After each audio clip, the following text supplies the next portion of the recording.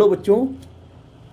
आज हम जो है कि 11th का last chapter oscillation and wave उसके बारे में डिस्कस करने वाले हैं। चैप्टर बड़ा ही इम्पोर्टेंट है, आप लोगों को पता है कि ये बिल्कुल लास्ट में चैप्टर रखा गया है।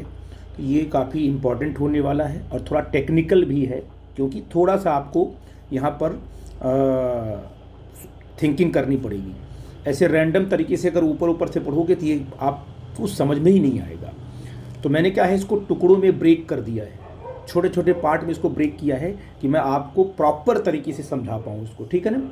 Oscillation and waves last chapter है, तो अगर लास्ट चैप्टर है तो उसकी वैल्यू भी ज़्यादा होगी। क्यों? क्योंकि ये रखा इसलिए गया कि बच्चा का ब्रेन जब अच्छे तरीके से बच्चे का ब्रेन डेवलप हो जाएगा तब जाकर इस चैप्टर को बच्चा हैंडल करेगा। इसका मतलब ये हुआ कि इसमें आपको जोर लगाना है अंडरस्टैंडिंग के लिए। लेकिन अगर आप सीक्वेंस वाइज चलते गए स्टेप बाय स्टेप, तो बिल्कुल ये जैसे तो वाटर का फ्लो नहीं होता, पानी का फ्लो बिल्कुल उसी तरीके से है। कहीं कोई आपको रेजिस्टेंस डेवलप ये नहीं करेगा। मेरे साथ चलिए, मैं आपको वन बाय वन करके इसके बारे में डिटेल एक्सप्लेन करता हूँ, ठीक है ना। तो मैंने पॉइंट आउट भी कर दिया है, प्रॉपर मैंने पीडीएफ बना दी है आपकी हेल्प के लिए कि, और मैं इसको आपको सेंड भी कर दूंगा। तो ऑसिलेशन एंड सिंपल हार्मोनिक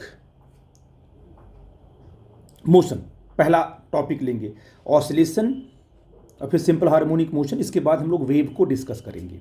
तो अभी सिंपल हम ऑसिलेशन की बात करेंगे और साथ में क्या है, ऑसिलेशन का ही एक पार्ट आपका सिंपल हार्मोनिक मोशन, उसको हमें डील करना है। तो अब इस मोशन को डील करने के लिए सबसे पहले हम लोग क्या पढ़ेंगे, पीरियोडिक मोशन, ठीक है ना।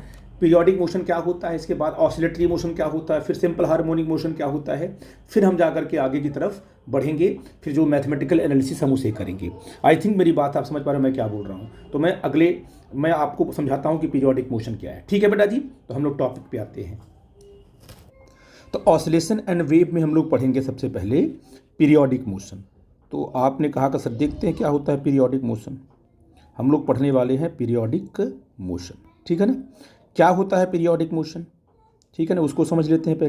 पहली बात कि पीरियोडिक जो काम होगा, अगर हम मोशन को हटा करके अब रोज़मर्रा की लाइफ में क्या है, डेली लाइफ में, डेली बेसिस लाइफ में अगर आपको हम जो है एग्जांपल दें कि पीरियोडिक काम क्या होता है, किसी काम को एक फ़िक्स टाइम में बार बार रिपीट करना। जैसे मैं आपकी क्लास में क्या है 9 o'clock पे एंटर करता हूँ, ठीक है ना। तो अगले दिन भी क्या है उसी 9 o'clock पे आपके क्लास में एंटर करूँगा, फिर नेक्स्ट डे क्या करूँगा, फिर अगले आपकी क्लास में 9 o'clock को ही क्या है एंटर करूँगा। ये मेरा जो क्लास में एंटर करने का वो प्रोसेस है, इसको बोलेंगे पीरियोडिक। क्या बोलेंगे, ये हमारा काम कैसा है, पीरियोडिक है, ठीक है ना। एक गिवन टाइम में अपने काम को बार बार क्या करना, रिपीट करना, उसको बोलते हैं पीरियोडिक मोशन, ठीक है बेटा जी। आई थिंक मेरी बात समझ पा रहे हो मैं क्या बोल रहा हूँ। आपको बता दूं कि इसके सबसे पहले आप लोगों ने पढ़ा था स्टार्टिंग में। अब पीरियोडिक मोशन पे आप क्यों आ रहे हो, या सिंपल हार्मोनिक मोशन हम क्यों पढ़ रहे हैं, सबसे पहले हम आपको बताता हूं कि सबसे पहले आपने स्टार्टिंग में क्या पढ़ा था। स्टार्टिंग में आपने पढ़ा था स्ट्रेट लाइन मोशन, मतलब बॉडी क्या कर रही थी, एक स्ट्रेट लाइन मूव कर रही थी। तो आपने सबसे पहले पढ़ा था स्ट्रेट लाइन मोशन, इसको आपने बहुत पहले डील कर लिया था, ठीक। आपने कहा ठीक है सर इसको हम पढ़ चुके हैं। फिर आपने किस मोशन को डील किया, आप मोशन को ही, मैकेनिक्स को ही डील करते आ रहे हो। फिर आपने कहा सर कि हमने पढ़ा था प्रोजेक्टाइल मोशन, हम 2D में आ गए थे। तो बोलो कैसा तुम्हारा मोशन था, तुम्हारा ये दूसरा मोशन क्या पढ़ा था आप लोगों ने। आपने कहा सर हमने पढ़ा था प्रोजेक्टाइल मोशन, प्रोजेक्टाइल मोशन पढ़ लिया हमने, ठीक है ना। आपने प्रोजेक्टाइल मोशन पढ़ लिया। इसके बाद आपने क्या पढ़ा था, आपने कहा सर प्रोजेक्टाइल मोशन पढ़ने के बाद फिर हमने पढ़ा था सर्कुलर मोशन। अब इस पाथ को, अभी देखो स्ट्रेट था, ये कर्व हो गया और ये पूरा कंप्लीट हो जाएगा पाथ। ये पाथ आपने पढ़ा था, ये क्या था आपका, ये मोशन कैसा है, दिस इज द मोशन। आपका ये थर्ड मोशन था जो आपने डील किया था, इसे क्या बोलते थे, सर्कुलर मोशन। तो आपने मोशन की क्या है, मोशन का जो है कि मोशन की वैरायटी आप बढ़ाते जा रहे हो। एक आपका सिंपल स्ट्रेट लाइन था, अब आपका कर्व हो गया, फिर आपका सर्कुलर मोशन हो गया। यहाँ तक आपने हैंडल कर लिया, ठीक। अब आपको सबसे इम्पॉर्टेंट और सबसे थोड़ा सा टेक्निकल मोशन आपको मिलेगा, जो आपका फोर्थ टाइप का मोशन होगा। मान लो आपके पास एक पेंडुलम है, क्लॉक पेंडुलम होता है, क्लॉक पेंडुलम। तो पेंडुलम आपका ये है, और ये पेंडुलम क्या कर रहा है बेटा जी, ये ऑसिलेट कर रहा है ऐसे, ये इस तरीके से। अब मुझे बताओ, ये जा रहा है फिर वापस आ रहा है, फिर जा रहा है फिर वापस आ रहा है, तो ये क्या कर रहा है? अब देखो दैट मीन्स क्या है कि आपने कहा कि सर स्ट्रेट लाइन कर्व कर दिया, सर्कुलर कर दिया, और एक टाइप का डिफरेंट टाइप का मोशन आपको यहाँ मिला। और ये कैसा मोशन कहते हैं? इसे बोलते हैं, इसे बोलते हैं ऑसिलेटरी मोशन। इसे क्या बोलते हैं? Oscillatory motion. तो अब हमें कौन से मोशन को डील करना है? Oscillatory motion. और दैट मीन्स क्या है कि आप कह सकते हो कि इसको क्या बोलते हैं? ऑसिलेटरी मोशन को बोलते हैं टू एंड फ्रो मोशन। क्या बोलेंगे? To and fro motion. तो अभी हमें इस पे फोकस करना है, ठीक है ना, क्योंकि हमने ये तीनों मोशन को डील कर लिया, पहले ही कर लिया था। लास्ट में हमें एक डिफरेंट टाइप के मोशन को डील करना, जिसे बोलते हैं टू एंड फ्रो मोशन। और वो कौन सा कैसा मोशन होता है? तुम्हारा ऑसिलेटरी मोशन। आई थिंक मेरी बात समझ पाए मैं क्या बोल रहा हूँ। तो हम सीधे आपको ऑसिलेटरी मोशन पे लेके चलेंगे, लेकिन ऑसिलेटरी मोशन पढ़ने से पहले आपको क्या पढ़ना पड़ेगा? पीरियोडिक मोशन, ठीक है ना। तो आपने कहा कि हमें सर पढ़ना होगा क्या है? पीरियोडिक मोशन, ठीक है ना। मैं आपको एग्जांपल देता हूँ पीरियोडिक मोशन का। मैंने एक सिंपल सी बात की, अब मोशन पे आते हैं, हम लोग पीरियोडिक मोशन पे आते हैं। जैसे अर्थ क्या करती है? सन के चारों तरफ चक्कर लगाती है, रिवॉल्व करती है अराउंड द सन, है कि नहीं है? और उसके लिए क्या है कि अगर उसका एक कंप्लीट रिवोल्यूशन की बात करें हम, तो वो एक साल में पूरे क्या है, पूरा एक चक्कर काट लेती है ना। एक कंप्लीट साइकिल को कब करती है वो? 365 डेज एंड 6 आवर, लगभग इतने में एक कंप्लीट साइकिल वो कर लेती है। फिर अगली साइकिल जो कंप्लीट करेगी वो अगले ईयर में करेगी, उतना ही टाइम लेगी। फिर अगला, फिर उतना ही टाइम लेगी। तो क्या कर रही है? सन के चारों तरफ वो क्या कर रही है? लगातार वो कंटिन्यूअस अपने मोशन को रिपीट कर रही है, लेकिन ये फिक्स गिवन टाइम इंटरवल में। इसका मतलब क्या होगा कि अगर एक गिवन इंटरवल ऑफ टाइम में कोई बॉडी अपने मोशन को बार बार क्या कर रही है? रिपीट कर रही है, तो उस बॉडी का जो मोशन होगा कैसा होगा? पीरियोडिक होगा। तो आप कह सकते हो सर कि अगर इसमें पहला एग्जांपल देते हम लोग, तो आप कह सकते हो कि देखो सर, यहाँ पर हमारा मान लो सन है, ठीक है ना। ये क्या कर रहा है? इस सन के चारों तरफ हमारी अर्थ क्या कर रही है ब्रो जी? हमारी अर्थ है, ये अर्थ क्या है? सन के चारों तरफ चक्कर लगा रही है। लेकिन देखो ये क्या कर रही है? अपने पाथ को कंटिन्यूअस क्या कर रही है? रिपीट कर रही है। और एक भी एक गिवन इंटरवल ऑफ टाइम में, है ना, 365 डेज एंड 6 आवर जो फिक्स टाइम है, उसी में अपनी साइकिल क्या करती है? तुम्हारी कंप्लीट करती है। अगर हम देखें कि रोटेशन ऑफ फैन, अगर मान लो आपके पास एक फ़ैन है, जैसे आपने कहा कि सर हमारे पास मान लो एक फ़ैन यहाँ पर आपने बनाया इस तरीके से, है कि नहीं बेटा जी? ये आपने एक फ़ैन बना दिया यहाँ पर, कि ये फ़ैन अगर दैट मीन्स क्या है? सीलिंग से लगा हुआ है, तो ये फ़ैन का जो रोटेशन होगा ये भी क्या होता है? पीरियोडिक होता है, क्योंकि एक फिक्स टाइम में क्या करता है? एक फिक्स टाइम में ये फ़ैन क्या करता है? अपने कंप्लीट साइकिल को रोटेट करता है ना। एक साइकिल करेगा, फिर अगली साइकिल करेगा, फिर अगली, ये लगातार क्या है? कंटिन्यूअस अपने मोशन को रिपीट कर रहा है एक गिवन इंटरवल ऑफ टाइम में, ठीक है ना। उसे बोलेंगे पीरियोडिक मोशन। अच्छा, थर्ड क्या है? थर्ड बड़ा पॉपुलर एग्जाम्पल है कि अगर सर आपके पास मान लो आपके पास क्या है? एक स्प्रिंग है, एक स्प्रिंग में एक ब्लॉक लगा हुआ है ऐसे, और स्प्रिंग यहाँ पर क्या है? सपोर्ट, यहाँ पर क्या है? रिजिड सपोर्ट है। फिर आपने कहा सर ठीक है, कोई प्रॉब्लम की बात नहीं है, यहाँ पर बिल्कुल स्प्रिंग अपने रिलैक्स फॉर्म में है, स्ट्रेच नहीं है। फिर अगर आपने इसको क्या किया? ऐसे स्ट्रेच करके यहाँ तक ले आया, फिर यहाँ से इसको रिलीज कर दिया, तो रिलीज करते क्या होगा? What happen here? रिलीज करते ही ये स्प्रिंग कहाँ है? ये स्प्रिंग क्या करेगी? इस ब्लॉक को अपने क्या है? अपने इनिशियल स्टेज में लेके आना चाहेगी। तो ब्लॉक कहाँ आएगा? वापस आएगा। तो ब्लॉक वापस आएगा, तो आप वापस आने के बाद यहाँ पर क्या है? जैसे ही ब्लॉक यहाँ वापस आएगा, वैसे स्प्रिंग का अपना फोर्स तो खत्म हो जाएगा, लेकिन ड्यू टू इनर्शिया ये ब्लॉक कहाँ चला जाएगा?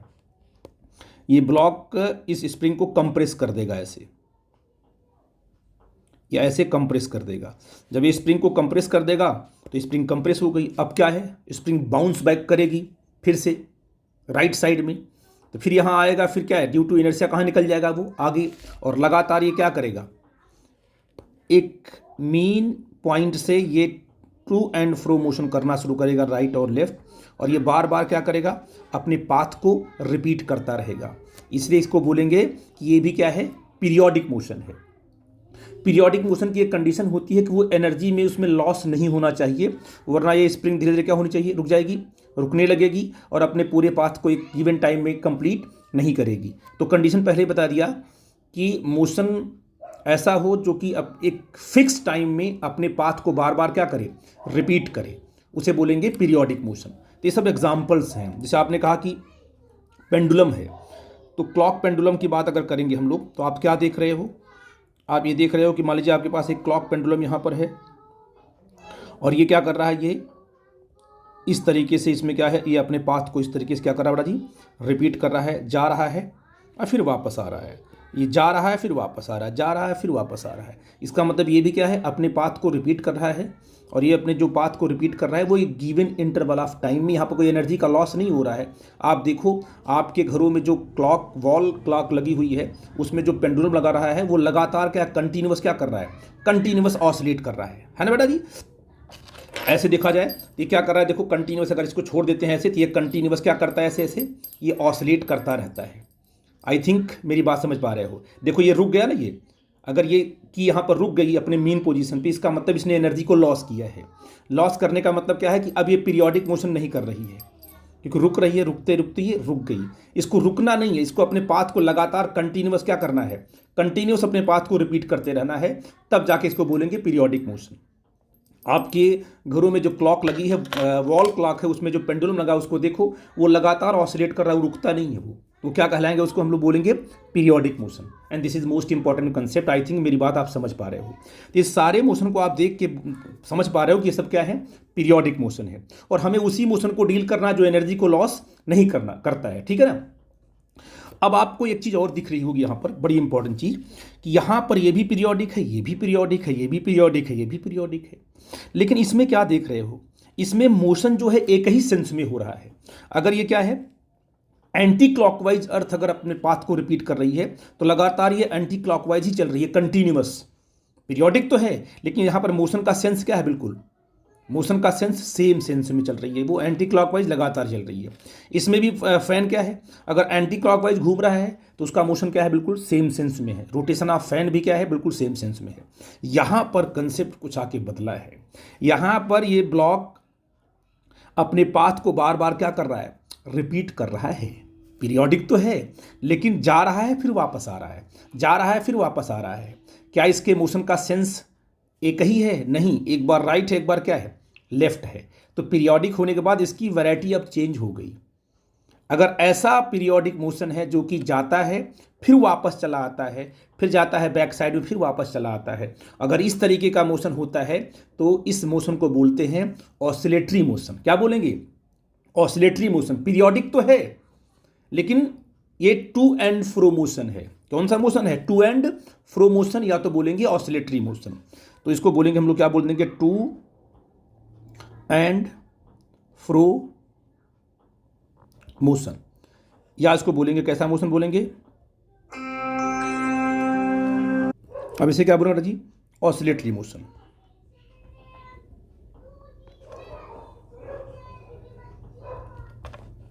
ठीक है ना। ये भी क्या कहलाएगा, ये वाला जो मोशन क्या कहलाएगा जी, ये भी कहलाएगा ऑसिलेटरी मोशन। क्यों, क्योंकि ये भी क्या है, टू एंड फ्रो मोशन है। तो आपने क्या सीखा, आपने सीखा कि पीरियोडिक मोशन तो ये भी है, ये भी है, ये भी है, ये भी, लेकिन उसमें आपने क्या, कुछ कैटेगरी आपने ऐसी ली जो कि ऑसिलेटरी मोशन है। तो आई थिंक मेरी बात समझ गए। तो आप ये कह सकते हो, क्या अगर मैं पूछूं आपसे कि ऑल पीरियोडिक मोशन और ऑसिलेटरी, एस और नो, तो क्या होगा आपका आंसर बेटा जी, बोलो। क्या सारे पीरियोडिक मोशन ऑसिलेटरी होते हैं, तो कहोगे सर नो। नो क्यों, क्योंकि देखो आपका अर्थ के सन के चारों तरफ रिवॉल्व कर रही है, ये तो पीरियोडिक है बट ऑसिलेटरी नहीं है। ऑसिलेटरी का मतलब क्या है कि बार बार अपने क्या है, मीन की तरफ आना, है ना, जहाँ से वो चला है फिर वापस आना, फिर जाना, फिर वापस आना। ये टू एंड फ्रो मोशन होगा तभी ऑसिलेटरी कहलाएगा, है ना। आप कह सकते हो कि motion of revolution of moon around the अर्थ, वो भी कैसा है, पीरियोडिक है, बट ऑसिलेटरी नहीं है। क्या मैं आपसे पूछूं कि ऑल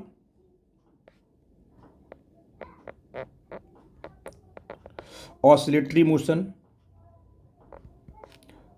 और पीरियोडिक, को अगर आप ऑप्शन दो एस आर नो, तो क्या बोलोगे आप लोग बेटा, बोलो बोलो शाबाश, क्या बोलोगे कि सर यस, जितने भी ऑसिलेटरी मोशन होते हैं सब क्या होते हैं, पीरियोडिक होते हैं, क्योंकि ये ऑसिलेटरी मोशन किसका पार्ट है, पीरियोडिक का ही पार्ट है। आई थिंक कंसेप्ट आपको समझ में आ रहा है क्या बोल रहा हूं मैं। तो हम लोग क्या पढ़ेंगे, हमारा अब पीरियोडिक से हम बाहर निकलते हैं। अच्छा, एक चीज़ और कि ये मोशन क्या है, कंटिन्यूअस होना चाहिए। ऐसा नहीं कि आपका एक बार हो गया फिर काम खत्म, ना ना ना ना ना, इस मोशन का कंटिन्यूअस होना चाहिए। तो मोशन क्या होना चाहिए, पीरियोडिक किसे बोलेंगे, कंटिन्यूअस मोशन, ठीक है ना, रिपीट्स, बार बार अपने क्या पाथ को रिपीट करेगा, तभी वो क्या है, पीरियोडिक कहलाएगा। आई थिंक मेरी बात समझ पा रहे हो मैं क्या बोल रहा हूँ। ये भी पीरियोडिक, ये भी पीरियोडिक, ये भी पीरियोडिक और ये भी पीरियोडिक, बट ये दोनों क्या है आपके ऑसिलेटरी, क्योंकि टू एंड फ्रो मोशन है। अब मैं कंसेप्ट को आगे बढ़ाता हूँ, ध्यान देना, ठीक है। हम लोग पढ़ेंगे, क्या पढ़ेंगे अगला कंसेप्ट, ऑसिलेटरी मोशन। क्या पढ़ने वाले हैं बेटा जी, ऑसिलेटरी मोशन। अब इस पर हम डिटेल चर्चा करने वाले हैं, ठीक है बेटा जी। देखो बेटा जी, मैंने यहाँ पर पॉइंट आउट किया, अपने पीडीएफ में ध्यान देना आप लोग। पीरियोडिक मोशन क्या है, when a motion is repeated continuously after a specific time interval is termed as a periodic motion. ये जो मैंने पॉइंट आउट किया आपको है क्या, स्पेसिफिक टाइम इंटरवल, ये इसको बोलते हैं टाइम पीरियड। इसे क्या बोलेंगे, टाइम पीरियड। जिस टाइम पर बॉडी अपने मोशन को क्या कर रही है, कंप्लीट कर रही है ना, उस टाइम को बोलेंगे time period of the motion, ठीक है ना। ये बार बार हम यूज करेंगे, ठीक है ना। तो ये आपका हो जाएगा टाइम पीरियड। जैसे आपने यहाँ पे एग्जांपल दिया, देखो revolution of earth around the sun. यहाँ पर क्या देखो, फैन क्या कर रहा है, रोटेट कर रहा है, ठीक है बेटा जी।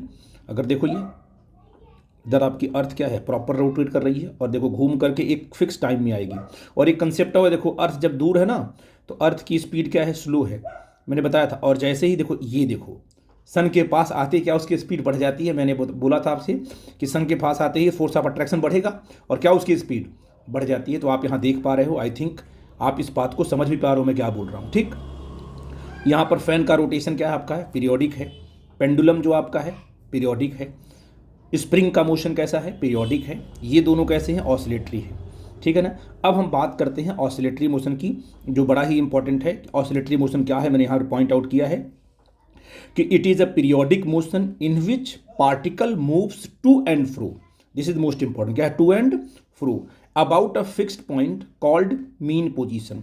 अभी देखो इस पॉइंट के जा रहा है राइट में, फिर जा रहा है लेफ्ट में, इस पॉइंट के अबाउट ही क्या कर रहा है, ये टू एंड फ्रो मोशन कर रहा है। तो जिस पॉइंट के अबाउट ये टू एंड फ्रो मोशन करता है, इस पॉइंट को बोलते हैं मीन पोजीशन, ठीक है ना। यहाँ देखो, यहाँ स्प्रिंग रिलैक्स फॉर्म में है, इसका क्या बन जाएगा, मीन पोजीशन। स्प्रिंग यहाँ से क्या इधर जाएगी, फिर वापस आएगी, फिर यहाँ से इधर जाएगी, फिर वापस आएगी, यानी अपने मीन पॉइंट के अबाउट ही क्या करेगी, ये ऑसिलेट करती रहेगी। इसे बोलेंगे oscillatory motion. I think definition और एग्जाम्पल आप समझ पाए।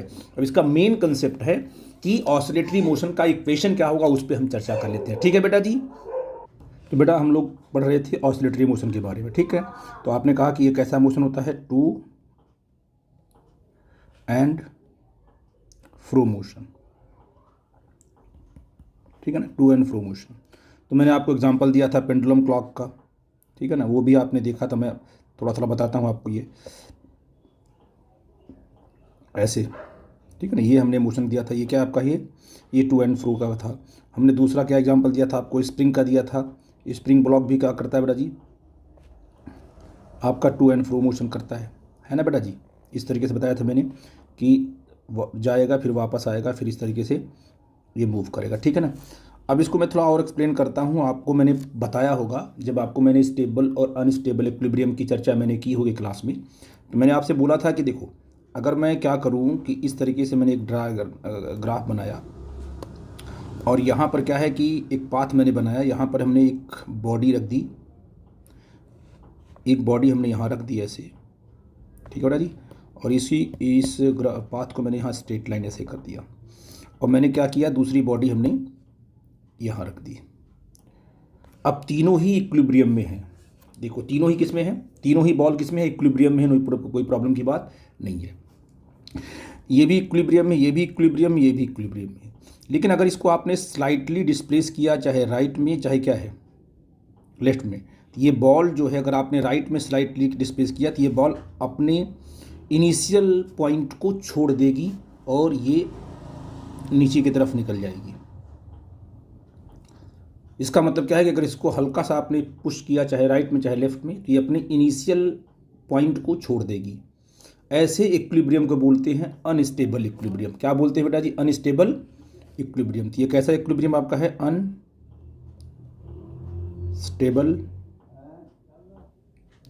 इक्विलिब्रियम। ये आपका है न्यूट्रल। इसको आप अगर पुश करोगे राइट साइड में, जितना करोगे उतना ही जाएगा, ये अपने मन से आगे की तरफ नहीं निकल सकता है, लेकिन ये मीन की तरफ भी नहीं आएगा।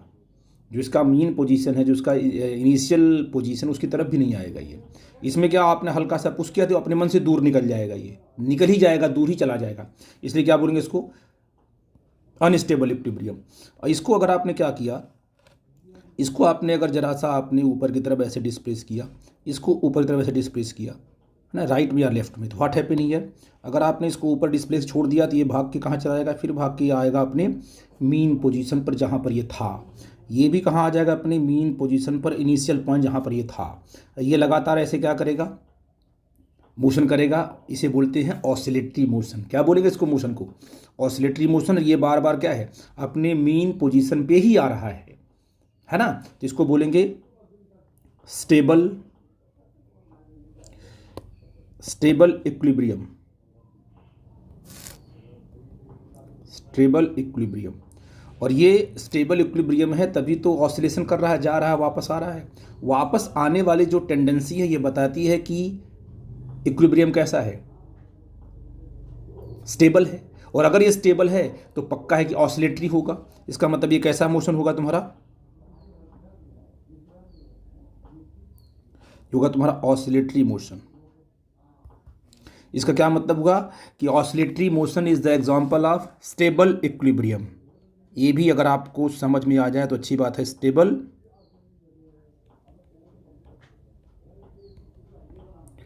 इक्विलिब्रियम में पक्का है कि बॉडी अपने मीन की तरफ आएगी ही आएगी। मेरी बात आप लोगों को समझ में आई बेटा जी, this is the most important. I think ये बात समझ में आ रही है, समझ में आ गई आपको। अब हम लोग पढ़ेंगे, देखो क्या चीज़ सबसे इंपॉर्टेंट, क्या चीज़ पढ़ने वाले हैं। देखो इक्वेशन ऑफ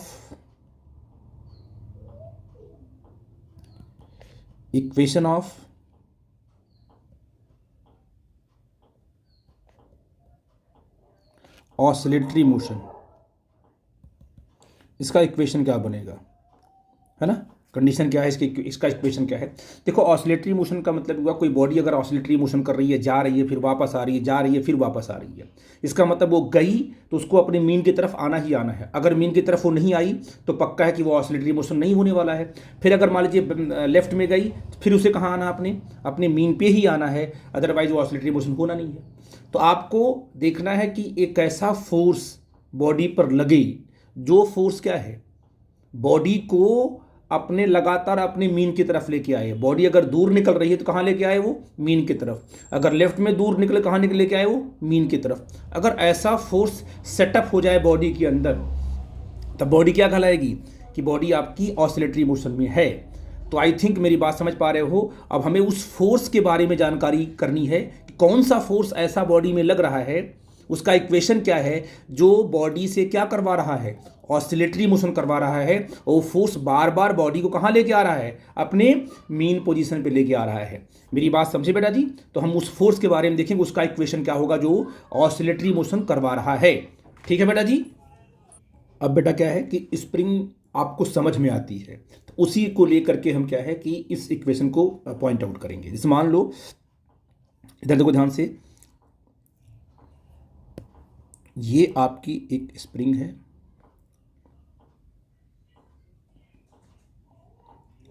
इसमें एक ब्लॉक लगा हुआ है ऐसे, ठीक है ना। इस तरीके से आपने स्प्रिंग की बात की। अब आपने क्या किया, स्प्रिंग को आपने स्ट्रेच किया ऐसे, मान लो आप यहाँ तक ले गए स्प्रिंग को, तो आपका ब्लॉक यहाँ तक आ जाएगा।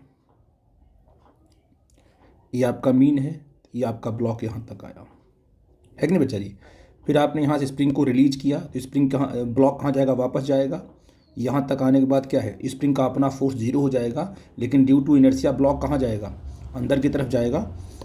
मान लो ब्लॉक यहाँ तक आया, ये जो है स्ट्रेच होकर ऐसे यहाँ तक आई है ना।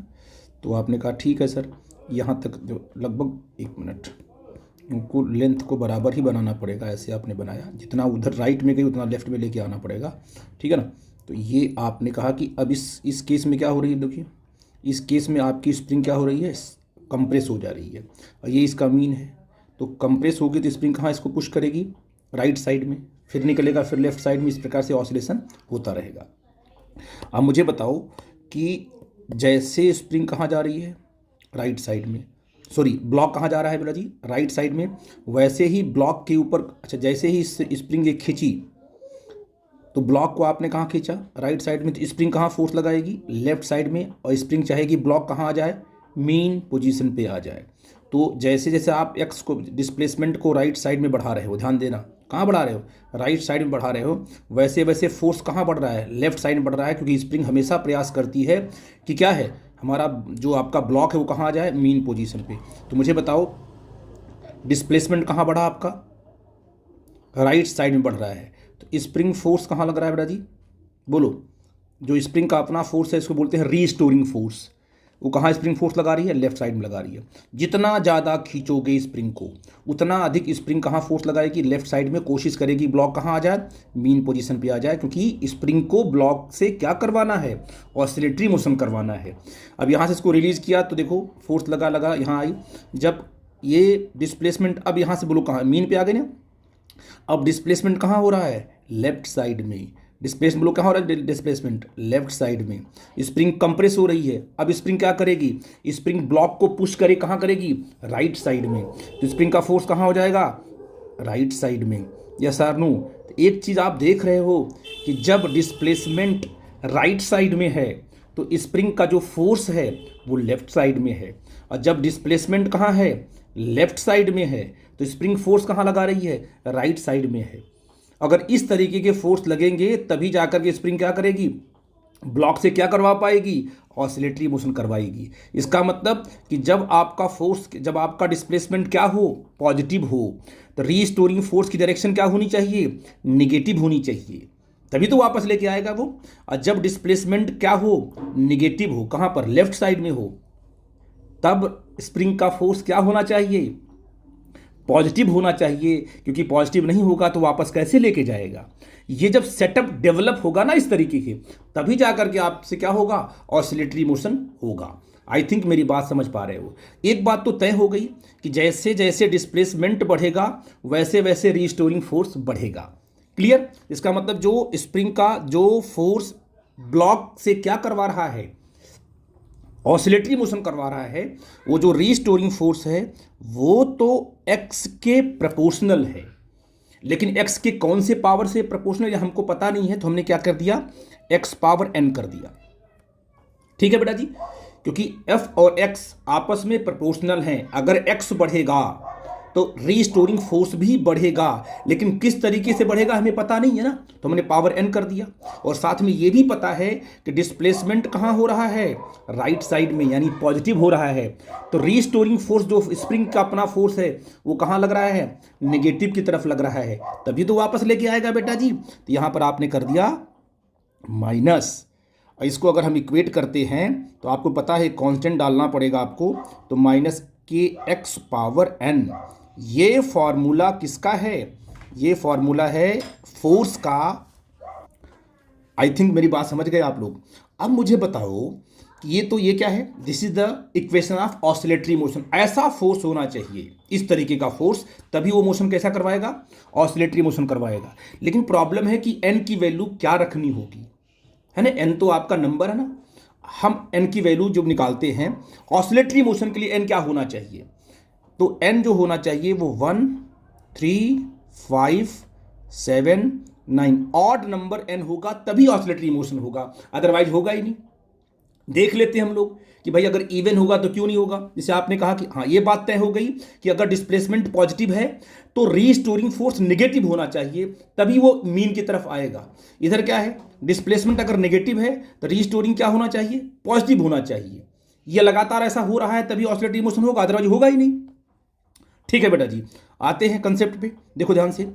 अगर आपने कहा कि सर देखो x इक्वल टू, हम सुनिए देखो पहला पॉइंट, अगर हमने n इक्वल टू 1 रख दिया, क्या रख दिया, n इक्वल टू 1 रखा, तो बोलो 1 रख दिया, ठीक है, तो आपका क्या आ गया, F R equal to minus K X आ गया, सिंपल पावर 1 आ गया, ये आ गया, ये आपका इक्वेशन आ गया। अब इस इक्वेशन में एक बार रखो x को पॉजिटिव तो फोर्स क्या आना चाहिए, नेगेटिव, और जब x को नेगेटिव रखोगे तो फोर्स क्या आना चाहिए, पॉजिटिव, क्योंकि x अगर क्या है नेगेटिव तो फोर्स क्या है, पॉजिटिव। अगर ऐसी कंडीशन यहाँ मिलेगी तब कहेंगे ये किसका इक्वेशन कहलाएगा, ऑसिलेटरी मोशन का इक्वेशन कहलाएगा। तो आपने पावर 1 रखा, तो एक बार क्या रखा आपने, x को आपने रखा, क्या रखा आपने, पॉजिटिव, तो बोलो एफ आर क्या आ जाएगा, माइनस के, और यहाँ रखा आपने पॉजिटिव x, सिंपल क्या आ गया, एफ आर इक्वल टू क्या आ गया, माइनस की एक्स आ गया। क्यों बच्चा जी बताइए, रीस्टोरिंग फोर्स नेगेटिव आया कि नहीं आया, बिल्कुल आया। तो रीस्टोरिंग फोर्स अब क्या आ गया आपका, नेगेटिव आ गया, यानी एक्स क्या है तुम्हारा, positive, positive, positive, right side positive, तो रीस्टोरिंग फोर्स नेगेटिव आ गया। आई थिंक मेरी बात, हाँ ये तो बात सही हो गई, ठीक है। लेकिन हमें क्या है, बैक साइड की जर्नी को भी चेक करना पड़ेगा ना। चलो अब अगर आपने एक्स क्या रखा, इसमें एक्स रखा आपने नेगेटिव, क्या रखा बेटा, एक्स को आपने नेगेटिव रखा, तो बोलो रीस्टोरिंग फोर्स क्या आएगा, कहोगे sir F R is equal to minus K, और ये माइनस एक्स रखना पड़ेगा। तो एफ आर क्या आ गया, देखो जी एफ आर तुम्हारा आ गया प्लस के एक्स आ गया। सुंदर कॉन्सेप्ट, बहुत ही इंपॉर्टेंट और बहुत ही बेहतरीन। आपने कहा कि सर हमारा फोर्स क्या आ गया, पॉजिटिव आ गया, और देखो जब डिस्प्लेसमेंट क्या तुम्हारा है, निगेटिव है, लेफ्ट में है, तो फोर्स कहाँ है स्प्रिंग का, राइट में है। इसका मतलब क्या है कि ये कंडीशन तो ऑसिलेटरी मोशन की है, इसमें कोई डाउट की बात नहीं है। ये इक्वेशन, ये फोर्स हमेशा कैसा मोशन करवाएगा बॉडी से, ऑसिलेटरी मोशन करवाएगा। ठीक, चलो भाई इस बात की बात हो गई। अब आते हैं दूसरे पॉइंट को, n इक्वल टू 2 चेक कर लेते हैं। क्या यहाँ पर 2 रख दें तो फोर्स जो मिलेगा वो ऑसिलेटरी मोशन करवाएगा कि नहीं करवाएगा। तो पहले क्या रखते हैं, देखो ध्यान से, पहले रखते हैं x आपको रखते हैं पॉजिटिव, तो आपने अगर x को पॉजिटिव रखा तो हम चेक करते हैं हमारा एफ आर क्या आएगा। ठीक है बेटा जी, देखो ये आपने पॉजिटिव रखा, तो जो आपका रीस्टोरिंग फोर्स है वो होगा माइनस के, और ये प्लस एक्स स्क्वायर, ये ना जी प्लस एक्स स्क्वायर, तो क्या बन जाएगा बोलो आपका, ये एफ आर इक्वल टू क्या हो जाएगा, माइनस के एक्स स्क्वायर। क्या बात है, ये क्या आ गया, नेगेटिव आ गया, क्या आ गया, नेगेटिव आ गया। इसका मतलब क्या है कि, इसका ये मतलब हुआ कि भाई आप देख रहे हो कि फोर्स क्या है तुम्हारा, डिस्प्लेसमेंट क्या है तुम्हारा, पॉजिटिव है, तो फोर्स क्या है तुम्हारा, नेगेटिव है। तो ये तो यार ऑसिलेटरी मोशन की कंडीशन को फुलफिल कर रहा है कि नहीं है। लेकिन एक जर्नी से काम नहीं चलेगा, क्योंकि ये ब्लॉक कहाँ जाता है, पीछे, पीछे जब जाता है, बैक साइड जाता है, तो इसको वापस आना है। तो जब आपका एक्स क्या हो, नेगेटिव हो, तो एफ आर क्या होना चाहिए, पॉजिटिव, तभी तो पूरी जर्नी कंप्लीट होगी। तो इसको भी चेक करना होगा ना, इससे तो काम बन गया। लेकिन इसका देखते हैं क्या होगा। अब अगर आपने क्या रखा, एक्स को आपने क्या रखा, नेगेटिव, क्या रखा बेटा, एक्स को आपने नेगेटिव रखा, तो मुझे बताओ क्या हो जाएगा तुम्हारा एफ आर, बोलो क्या हो जाएगा, एफ आर आपका देखो ध्यान से, माइनस के और माइनस एक्स का होल स्क्वायर। ठीक है, देखो एफ आर क्या आ गया, माइनस, और ये हो जाएगा तुम्हारा माइनस के, इसका माइनस का स्क्वायर आपका प्लस हो जाएगा, के एक्स स्क्वायर आ गया। वो अब देखो प्रॉब्लम आ गई, यहाँ पर फोर्स क्या आ गया, निगेटिव आ गया। यानी कहने का मतलब डिस्प्लेसमेंट निगेटिव है तो फोर्स भी क्या है, निगेटिव है। तब तो ये बॉडी मीन से दूर जाती चली जाएगी, चली जाएगी, चली जाएगी, है कि नहीं है। एक जर्नी आधी तो आपने ठीक सेटिस्फाइड हो गया, लेकिन वापस वाला कंडीशन फुलफिल नहीं हो पाया कि वापस जाने के बाद ये बैक साइड जाने के बाद फिर वापस नहीं आएगा। इसका मतलब क्या हुआ कि ये जो आपने n इक्वल टू 2 रखा है वो गलत हो जाएगा। n इक्वल टू 2 है, यानी कहने का मतलब कि ये वाला फोर्स अगर ऐसा कर दोगे, 2 रख दोगे यहाँ पर, तो ये जो इक्वेशन बनेगा, ये इक्वेशन कभी भी क्या है, ऑसिलेटरी मोशन करवाएगा ही नहीं। ठीक है बेटा जी, मतलब आपने ये कह दिया एफ आर क्या होगा, F R equal to minus K X power 2 पर ऑसिलेटरी मोशन नहीं होना है, इसलिए एन इक्वल टू यहाँ पर 2 रख नहीं सकते हैं। ठीक है ना, तो 2 पर, 4 पर, 6 पर जब भी रखोगे तो ये क्या करेगा, ये हमेशा एक पाथ को वैलिड करेगा, लेकिन दूसरा जो साइड है उससे क्या है, उसको देखोगे कि डिस्प्लेसमेंट कहाँ है, लेफ्ट में है, तो फोर्स भी कहाँ हो जाएगा, लेफ्ट में हो जाएगा। फिर बॉडी कभी अपने मीन पे वापस नहीं आएगी। जब बॉडी अपने मीन पे वापस नहीं आएगी तो आई थिंक आप समझ रहे हो कि ये ऑसिलेटरी मोशन नहीं होगा। ठीक है बेटा जी, हम 3 पर चेक कर लेते हैं, एक बार 3 पर चेक कर लेते हैं कि अगर हम तीसरी पॉइंट की बात करें कि भाई n इक्वल टू क्या आपका 3 है, तो अगर आपने x क्या रखा, आपने बोलो जी, रखा पॉजिटिव, और इसी में रखना बेटा जी, कौन सा कंसेप्ट देखो यहाँ पर, यह है ना मेन फार्मूला आपका, इसी में रखना आपने। अब यहाँ रखो, देखो यहाँ रखो, आपका एफ आर कितना होगा, F R equal to minus K, और एक्स क्या रखा आपने, पॉजिटिव रखा ना, तो एक्स पावर हो जाएगा तुम्हारा कितना, 3 हो जाएगा। ठीक है ना, ये तो ठीक हो गया, क्योंकि एक्स किस में आपका है, नेगेटिव में है, एक्स पॉजिटिव में है, तो एफ आर क्या तुम्हारा नेगेटिव में है, तो ये आपका नेगेटिव आ गया। ठीक है, ये तो भाई सेटिस्फाई कर गया एक साइड से। सेकंड साइड देखते हैं, दूसरी साइड में क्या होगा। अगर आपने एक्स क्या रखा तुम्हारा, नेगेटिव रखा, तो व्हाट हैपनिंग है, अगर आपने एक्स को नेगेटिव रखा तो एक्स को अगर आप नेगेटिव ले जाओगे तो एफ आर आपका पॉजिटिव होना चाहिए, तभी तो वापस आएगा वो। तो एफ आर की बात कर लेते हैं। एफ आर की इक्वेशन, मेन इक्वेशन कौन सा, ये है, तो माइनस के है ना, और माइनस क्या होगा एक्स, क्योंकि आपको एक्स को नेगेटिव पावर रखना है 3, और आपको माइनस की पावर 3 करते हो तो माइनस ही आता है, और फिर आ जाएगा ये माइनस, इसमें आएगा, इसको ये प्लस कर देगा, तो एफ आर क्या आ जाएगा तुम्हारा, बोलो जी, प्लस के एक्स का क्यूब। ये देखो, ये वाला इक्वेशन क्या है, ये ऑसिलेटरी मोशन को फुलफिल कर रहा है कि नहीं कर रहा है, इक्वल टू 3 पर। क्यों, क्योंकि जब आपका एक्स नेगेटिव हुआ तो एफ आर क्या हो गया, पॉजिटिव हो गया। आई थिंक मेरी बात समझ पा रहे हो। तो इसका मतलब क्या होगा कि अगर आपका जो है, देखो एफ आर इक्वल टू क्या हो, माइनस के एक्स पावर 1 हो तो ऑसिलेटरी मोशन होगा, और एफ आर क्या हो, माइनस के एक्स पावर क्या हो, 3 हो, तो ऑसिलेटरी मोशन का फोर्स है ये कौन सा फोर्स है, F R equal to minus K X power 5। ये भी कैसा फोर्स है, ये भी फोर्स ऐसा है कि जो कि बॉडी से क्या करवाएगा, ऑसिलेटरी मोशन करवाएगा। ये सारे के सारे क्या है, एंड सो ऑन, ये सारे के सारे कैसे कहलाएंगे, ऑसिलेटरी मोशन का इक्वेशन कहलाएंगे। ये सारे के सारे फोर्स क्या है, ऑसिलेटरी मोशन करवाएंगे ही करवाएंगे। आई थिंक मेरी बात समझ पा रहे हो, इसलिए मैंने यहाँ पर लिखा n इक्वल टू 1 3 5 7 9 लिखोगे तो ऐसे फोर्स बनेंगे जो क्या करवाएंगे, ऑसिलेटरी मोशन करवाएंगे, और इसे बोलेंगे इक्वेशन ऑफ ऑसिलेटरी मोशन। अब क्या है, हम लोग अभी छोटे हैं, आप छोटे बच्चे हो अभी, तो छोटे बच्चे आपको हो, तो आपको अगर इसको डील करना है, इसको डील करना है, इसको डील करना है, आगे बढ़ना है, तो बताइए ऑसिलेटरी मोशन सभी हैं। तो ऑसिलेटरी मोशन का सबसे सिंपलेस्ट फॉर्म कौन सा है, सबसे आसान फॉर्म कौन सा है, कहोगे सर ये वाला, क्योंकि एक्स की पावर 1 को हम आसानी से हैंडल कर सकते हैं। ये 2 3 करेंगे तो और थोड़ा बड़ा हो जाए, क्यूब में आ गया 5। ये जो ऑसिलेटरी मोशन का सिंपलेस्ट फॉर्म है, simplest form of oscillatory motion, simplest form of oscillatory motion is known as simple harmonic motion। Simple harmonic motion, this is most important, और पूरी पावर आपको यही लगानी है। सिंपल हार्मोनिक मोशन आपका chapter ही है सिंपल हार्मोनिक मोशन पढ़ने के लिए, मतलब आपको सबसे सिंपलेस्ट फॉर्म पढ़ना है किसका, ऑसिलेटरी मोशन का। तो आप ये कह सकते हो कि भाई सिंपल हार्मोनिक मोशन क्या है, सिंपल हार्मोनिक मोशन एक ऑसिलेटरी मोशन ही तो है, यस आर नो, बट वो क्या है, सिंपलेस्ट फॉर्म है, एक्स की पावर n इक्वल टू 1 पर वो क्या है, डिफाइंड होता है, n=1 लेंगे तो उस मोशन को बोलेंगे हम लोग सिंपल हार्मोनिक मोशन। तो आप यहां कह सकते हो कि ऑल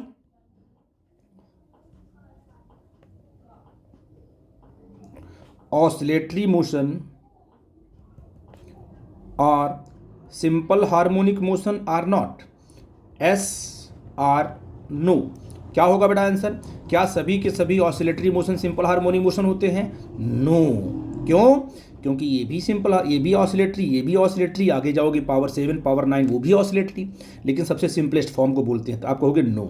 क्या अगर मैं आपसे बोलूं दूसरा पॉइंट कि ऑल सिंपल हार्मोनिक मोशन और oscillatory motion, yes or no, कहोगे सर एस, क्योंकि simple harmonic motion is a part of oscillatory motion. तो आई थिंक आप बोलोगे कि सर एस। तो ये चर्चा मुझे करनी थी कि आपको थोड़ा सा बेसिक कंसेप्ट समझ में आए। इसके बाद तो मैं चलूंगा तेजी से, इसलिए थोड़ा मैं टाइम लिया। आई थिंक ये बात आपको समझ में आ गई होगी बेटा जी। मैंने यहाँ पर, आप देखो ध्यान से, ये आपका ऑसिलेटरी मोशन है। It is a periodic motion in which particles moves to and fro, लिख दिया मैंने, अबाउट अ फिक्स्ड पॉइंट, ये इसका फिक्स्ड पॉइंट, इसको मीन पोजीशन बोलते हैं, टू एंड फ्रो ऑसिलेट करेगा। ये आपका ऑसिलेटरी मोशन है। ये मैंने आपको एग्जांपल अभी भी दिया। ये आपका अनस्टेबल इक्विलिब्रियम है, ये आपका स्टेबल इक्विलिब्रियम है, इसको बोलते हैं ऑसिलेटरी मोशन। और ये क्या है? ये न्यूट्रल पॉइंट है जहाँ पर बॉडी क्या बोलते हैं कि न्यूट्रल स्टेज में रहती है। इसके बाद मैंने कहा है all oscillatory motion are periodic motion, yes, but all periodic motion are not oscillatory motion, obvious है।